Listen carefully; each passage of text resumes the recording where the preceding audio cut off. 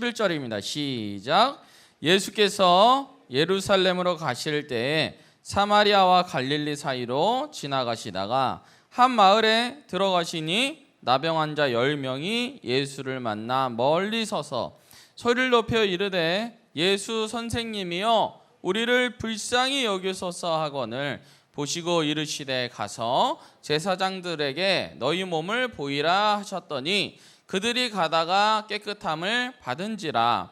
그 중에 한 사람이 자기가 나은 것을 보고 큰 소리로 하나님께 영광을 돌리며 돌아와 예수의 발 아래 엎드려 감사하니 그는 사마리아 사람이라. 예수께서 대답하여 이르시되 10사람이 다 깨끗함을 받지 아니하였느냐? 그 9은 어디 있느냐? 이 이방인 외에는 하나님께 영광을 돌리러 돌아온 자가 없느냐 하시고 그에게 이르시되 일어나 가라 내 믿음이 너를 구원하였느니라 하시더라. 아멘. 네, 우리 제목 한번 읽어볼까요? 설교 제목. 자, 시작. 감사는 돌에 새기고 불평은 물에 새겨라. 예. 여러분 제목만 봐도 어떤 느낌인지 알겠죠? 예. 여러분 오늘이 무슨 절이에요? 예, 추수감사절. 우리 농부들이 추수를 다 하고 어부들이 그 모든 이제 사업을 끝내고 또 우리도 1년을 2024년을 돌아보고 여러분 어떠세요? 2024년 여러분들 1월 1일 날 열심히 결단하고 내 이렇게 살아보겠다 했던 그 모든 것을 이루셨습니까? 뒤돌아보면은 사실은 우리가 지금 상황에서 감사가 없을 것 같지만은 뒤돌아봐서 내 인생을 돌아보면은 사실 감사할 게 참 많아요. 다음 넘겨주세요. 네, 우리 가족이 캠핑을 갔다 했잖아요. 근데 이제 순서가 이제 바뀌긴 했는데 설인이 혼자 나온 독사진 저기는 그 추석에 갔어요. 추석에 하동으로 갔는데 하동 어딘지 알아요? 섬진강 어딘지 알아요? 네, 섬진강 뭐가 유명해요? 제첩. 또 하동, 배, 광양 쪽에는 매실, 매화꽃 축제. 넘어가겠습니다. 네. 아무튼 뭐 그런 데 갔습니다. 그래서 되게 조용하고 뭔가 산골짜기 같은 느낌도 나고 해가지고 캠핑 가자. 그리고 9월 달이니까 추석 때니까 얼마나 시원하겠어 해가지고 추석이니까 신나가지고 그 가을 바람을 탁 맞으면서 고기 구워 먹을 생각에 행복해가지고 우리 아내랑 설인이랑 갔어요. 갔는데 날씨가 33도야. 밤에도 29도야. 근데 우리는 캠핑 처음 가는 거거든요. 초보들이야. 에어컨이 없어요. 그러니까 세상에 침대에서 누워서 자려고 그러니까는 습해가지고 그냥 잠을 잘 수가 없어. 그러니까는 결국에는 그 큰 텐트에 자지도 못하고 차 트렁크 접어가지고 셋이서 거기 들어가고 에어컨 맞고 있었어요. 그래서 야 이러다간 진짜 보쌈 돼버리겠다 사람이. 수육 되겠다. 진짜 진짜 너무 힘들어가지고 집에 딱 돌아오자마자 너무 행복했어요. 왜? 집에 에어컨 맘대로 틀 수 있잖아. 샤워 맘대로 할 수 있잖아. 화장실 맘대로 해도 돼. 너무 행복한 거야. 그래서 다음번 또 캠핑을 갔어요. 이번엔 시원하게 가자. 그래서 산 밑으로 계곡으로 가자고 했어요. 근데 웬걸? 그날따라 왜 이렇게 추워?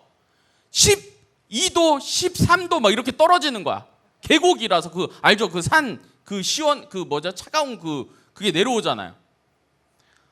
와, 거기 앉아 있는데 거기 이제 자려고 하는데 일단 설인이는 살려야 될 거 아니야. 그래서 설인이한테 이불이나 이런 걸 몰빵하고 나랑 우리 아내랑 자보려고 하는데 막 몸이 막 알아서 막 이렇게 막 떨려요. 그래서 도저히 안 되겠다 해갖고 샤워실은 뜨거운 물 나오니까 너무 추우면은 뜨거운 물로 몸을 지졌다가 다시 들어갔다 추우면 다시 지졌다가 이러고 왔어요.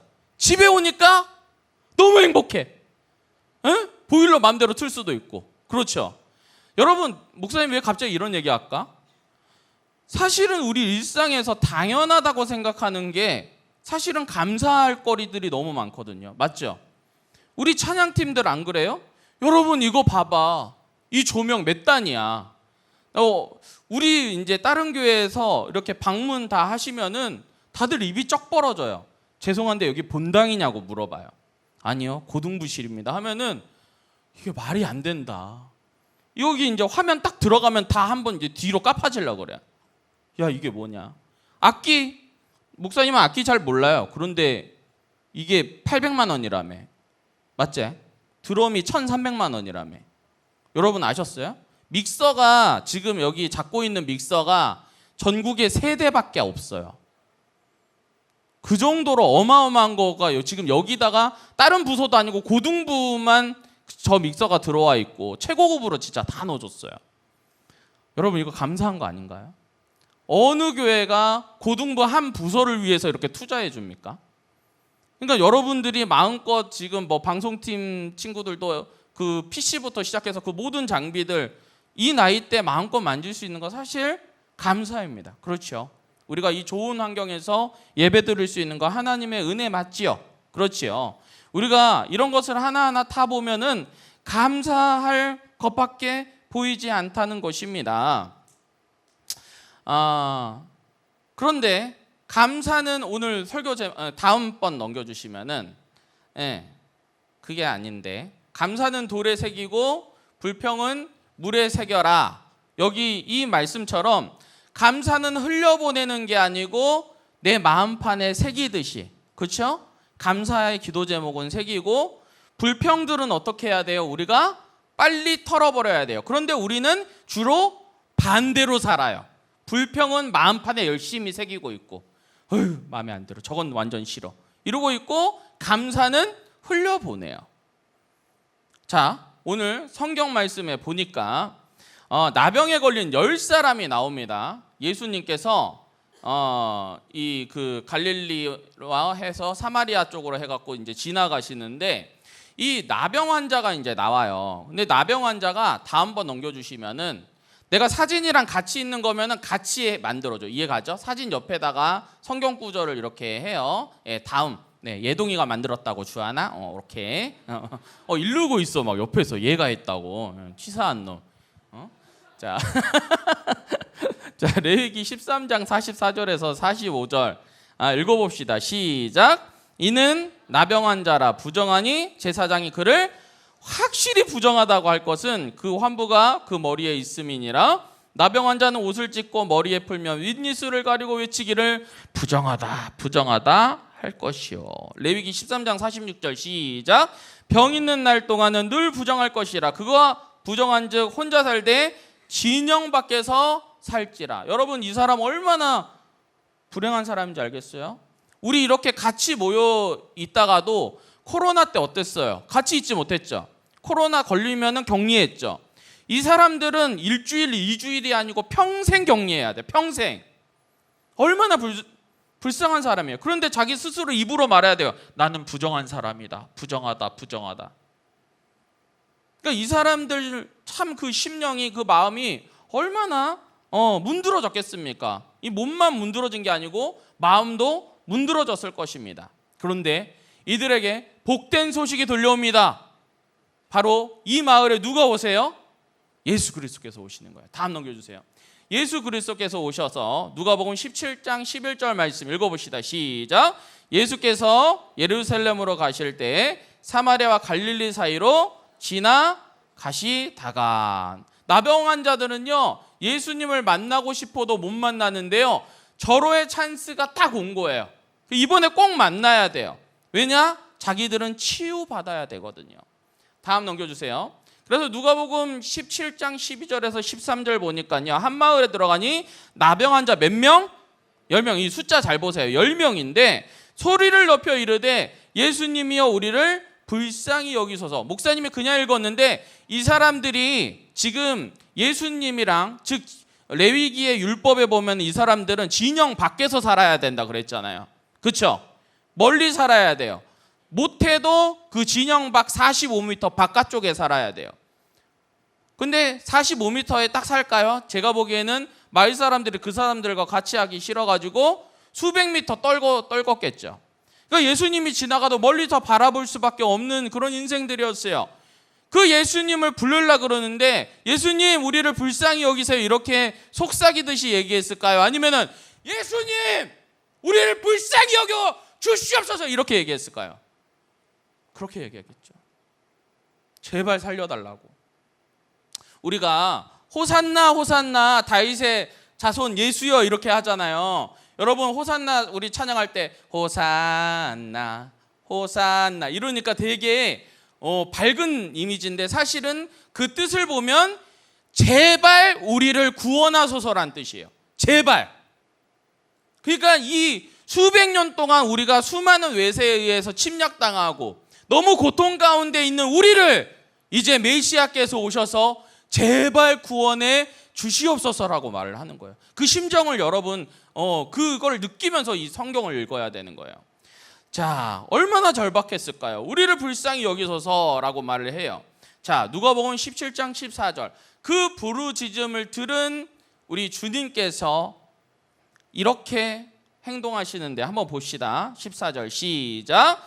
보시고 이르시되 가서 제사장들에게 너희 몸을 보이라 하셨더니 그들이 가다가 깨끗함을 받은지라. 예. 이렇게 하고 그림을 띄워줘. 센스 있게. 그림을 안 넣었어? 주하나 일르지 마. 안 일러도 돼. 그래 안 일러도 돼. 자, 여기서 보니까 예수님이 보시고라고 나와 있는데 여기서 본다는 거는 목사님이 이렇게 눈으로 여러분들을 이제 본다라는 뜻도 되지만은 성경적인 이 단어에 보면은 어떤 뜻을 가지고 있냐면 그 내면까지도 감찰한다는 뜻이에요. 그러니까는 이 사람들의 그 울분, 그 힘듦, 이때까지 당했던 그 멸시, 이런 그 마음을 치유하고 싶은 그 눈으로 주님께서 그 사람들을 바라보고 계신다는 거예요. 그러니까 얼마나 안타까운 마음으로 우리 주님께서 이 사람들을 바라봤을까요? 삶의 모든 고통을 예수님은 알고 계신다는 겁니다. 그래서 예수님은 우리의 치유자 되시는 줄 믿습니다. 그러니 여러분 내 마음 만지시는 분 누구세요? 예수님 한 분밖에 없어요. 사람이요? 여러분 어떤 환경이요? 여러분들 어떤 성공이요? 여러분들 치유시켜 줄 것 같아요? 아니요. 많은 사람들이 여러분들 곁을 떠나갈 겁니다. 배신 때릴 수도 있습니다. 환경이 여러분들 마음대로 운영될 것 같지만은 이해할 수 없는 바람이 불어서 힘들 때도 있을 것입니다. 하지만 변하지 않는 분 계십니다. 그분이 바로 예수님이시고 여러분들 마음을 궁극적으로 본질적으로 회복시켜 주실 분 계십니다. 그분이 누구세요? 바로 예수님이라는 거예요. 그래서 그 예수님을 믿고 받아들이는 여러분 되시기를 바랍니다. 자, 다음 넘겨서 14절을 계속해서 이제 볼 건데요. 자, 보시고 이르시되, 그 국률한 마음으로 보시고 이르시되 뭐라고 하세요? 가서 제사장들에게 너희 몸을 어떻게 해요? 보이라고 했어요. 너희 몸을 보여라. 그들이 가다가 깨끗함을 받은지라. 여러분 여기서 참 특징이 뭐냐면은 왜 제사장들에게 보이라고 했을까요? 왜 그러냐면은 그때 당시 이게 제사장 같으면 지금의 목사님들이죠. 이 목사님들이 이제 쉽게 말해서 그 관리하는 역할까지 한 거예요. 질병에 걸린 사람들.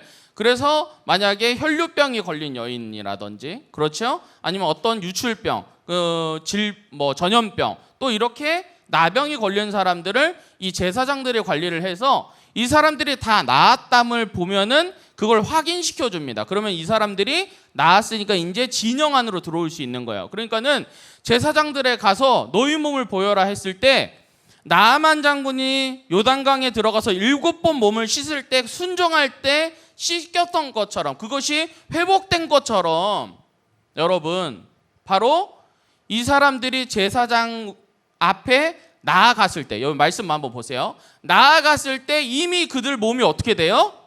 회복되는 걸 볼 수가 있는 거예요. 그러니까 여러분 치유받고 싶으세요? 회복되고 싶으세요? 그러면 순종이 먼저입니다. 그러니까 우리가 순종해야 되는 거예요. 이 말씀에, 하나님 말씀에 순종할 때 회복이 일어나고 치유가 일어난다는 것입니다. 그런데 보십시오. 15절 16절을 한번 보면은 그 중에 한 사람이 자기가 나은 것을 보고 10사람 모두 치유받았어요. 그런데 그 중에 한 사람, 아까 몇 명? 10명 중에 한 명만 자기 나은 것을 보고 큰 소리로 하나님께 영광을 돌리며 돌아와 예수의 발 아래 엎드려 뭘 해요? 감사했다. 10분의 1만, 딱 그 한 사람만 와가지고 예수님께 감사해요. 그런데 그 사람은 어디 사람이에요? 사마리아 사람입니다. 왜 성경은 굳이 이 사람의 어떻게 보면은 지역을 말하고 있는 걸까요? 사마리아, 이때 당시 유대인들은요, 사마리아 사람들 사람 취급도 안 했습니다. 개돼지 취급했습니다. 이 사람들은 섞인 사람들이니까 니는 사람도 아니야 이러고 무시했던 그런 종자들이에요. 그런데 사마리아 사람만 와서 주님께 엎드렸다고 나와요. 왜 성경은 이것을 굳이 조명을 할까요? 여러분, 목사님 학교 갔을 때 PK라는 게 있어요. PK가 뭔지 아는 사람? 패스톨 키즈라고 해가지고 목회자 자녀예요. 그래서 MK도 있어요. 그게 뭐예요? 미셔너리, 즉 선교사님 자녀가 있어요. MK. 그런데 그 사람들 이제 학부에 가면은 목회자 자녀들이 있고 비목회자 자녀들이 있는데 목회자 자녀들, 선교사 자녀들이 엄청 많아요. 그래서 PK 모임을 딱 그 한다고 그 여기 이제 뭐 그런 뭐라고 하죠? 포스터를 붙여놨더니 다른 이제 PK, MK들이 와서 지나서 이렇게 보다가 야, 뭐 송골진골이야 뭐야 하면서 그 말을 하는 거예요. 근데 저는 이제 PK잖아요. 그 얘기를 듣고 가슴이 너무 아팠어요. 그래서 저는 PK 모임을 가지 않았어요. 혹시나 괜히 실족할까 봐 그 사람들이. 여러분, 우리 신앙에 있어서 자기가 모태신앙이고 여기 교회를 오래 다녔고 자기가 스스로 성골진골이라고 생각하는 사람들이 있어요. 근데 사마리아 사람처럼요, 나는 비주류라고 생각하는 사람들이 있어요. 그런데 누가 지금 믿음이 있습니까? 여러분, 유대인이라고 믿음이 있습니까? 아니요. 지금 사마리아인이 돌아와서 예수님 앞에 발 앞에 엎드려서 감사하다고 말하고 있는 거예요. 자, 17절에 보니까 뭐라고 말씀하세요? 예수님께서 다 읽어봅시다. 시작. 예수께서 딱 큰 소리로 읽읍시다. 예수께서 다시 시작.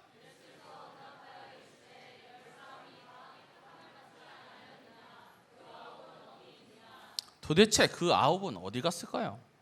여러분, 이 9에 대해서 이해가 가세요? 아니, 자기 평생 막 손가락 문드러지고 코 없고 귀 없고 이런 나병, 정말 이거는 코로나보다 더 무서운 거예요. 여러분, 고칠 수가 없어요. 그런데 이 나병을 고쳐주셨는데도 불구하고 9은 와가지고 감사하지 못했다는 거예요. 우리는 성경을 읽을 때 이런 9을 보면 어떤 생각이 들어요? 뭐 이런 사람들이 다 있어. 배은망덕한 사람들이 다 있어. 여러분, 죄송하지만 우리가 그 9일 수도 있습니다. 하나님께 받은 은혜 감사하지 못할 때 우리는 이 9이 되는 것입니다. 우리들의 모습은 어떻습니까? 어려운 일이 있을 때 금식기도, 작정기도, 철야기도, 기도원, 집회 참석 모든 걸 합니다. 수능기도회, 이번에 고3들 우리 하루 종일 4번 집회해갖고 여러분들 위해서 아론과 훌과 모세같이 기도했어요. 여러분, 느껴지셨나요? 혹시 시험 볼 때. 그런데 여러분들이 기도하지 않는다면, 여러분들이 감사하지 않는다면 그 복을 받을 수가 없어요. 응?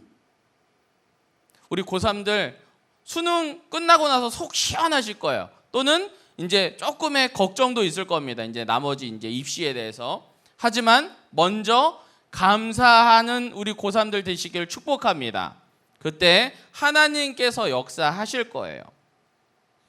자, 우리가 제발 치료해달라, 문을 열어달라, 대학교 붙여달라 했는데 딱 붙자마자 사람들이 갑자기 확 바뀌어요. 보따리, 이제 물에 빠진 사람 건져냈다니 보따리 내놓으라는 사람이 있어요, 없어요?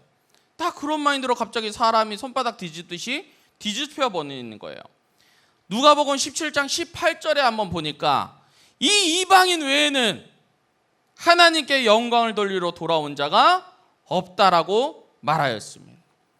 개 취급받은 존재인데 이 사람만 영광을 돌린다는 것입니다. 여러분, 감사가 없다는 거는요, 뭐가 충만하다는 뜻이냐?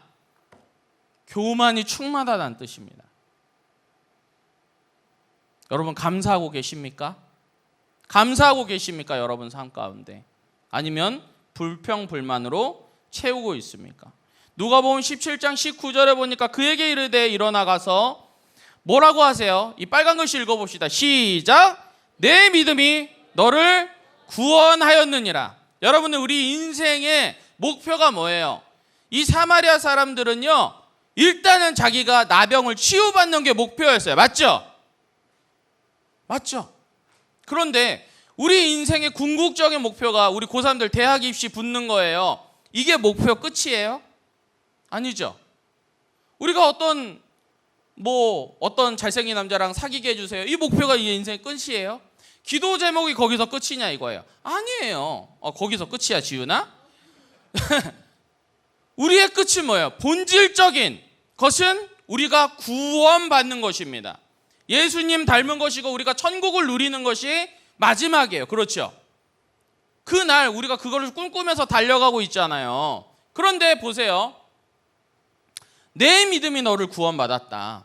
나머지 9은 치유는 받았을지 몰라도 그들에게 구원이 있을지 없을지는 모릅니다. 그런데 이 사마리아 한 사람은 구원을 받았다고 예수님께서 분명히 말씀하셨습니다. 이게 무엇이에요? 이 사람 안에 하나님 나라가 10년 가운데 임했다는 것을 말하고 있습니다. 어떨 때? 목사님 따라해 봅시다. 감사할 때. 큰 소리로 감사할 때. 그래요. 우리가 받은 은혜를 하나님께 감사할 때 그때부터 하나님 나라가 열리기 시작하는 거예요. 시온의 대로가 열리기 시작하는 거예요. 지금 이 상황에 대해서 불평불만한 사람은 그때부터는 거긴 지옥입니다. 미안하지만. 맞죠? 맞잖아요, 여러분들. 여러분들도 경험하고 있잖아요. 그런데 내가 감사할 때, 그때 하나님께서 주시는 은혜의 통로가 열리기 시작한다는 것입니다. 사랑하는 우리 고등부 지체들, 선생님들, 감사하시길 바랍니다. 2024년 여러분에게 주신 하나님의 복을 세워보시길 바랍니다. 모든 것이 하나님의 은혜인 것을 고백하시길 바랍니다. 그때 여러분께서는 바로 10명 중에 이 한 명 사마리아 사람처럼 구원을 누리며 하나님 나라를 누리는 복된 인생이 될 줄 믿습니다. 목사님이 이 설교 준비하면서 감사하는 자들은 이런 사람들 같다. 왜냐하면은 목사님이 감사했을 때 느껴졌던 거, 내 인생 가운데 느껴졌던 거를 좀 정리해봤는데 한번 들어보세요. 감사한 자들은 교만하지 않습니다. 감사한 자들은 좌절하지 않습니다. 감사한 자들은 병도 잘 걸리지 않습니다. 감사한 자들은 기쁨이 넘칩니다. 감사한 자들은 하나님께 쓰임받는 자들입니다. 감사한 자들은 성령 충만한 자들입니다. 여러분, 이 감사를 통해서 이 모든 복을 누리시는 저와 여러분 되시길 주님의 이름으로 축복하겠습니다. 아멘.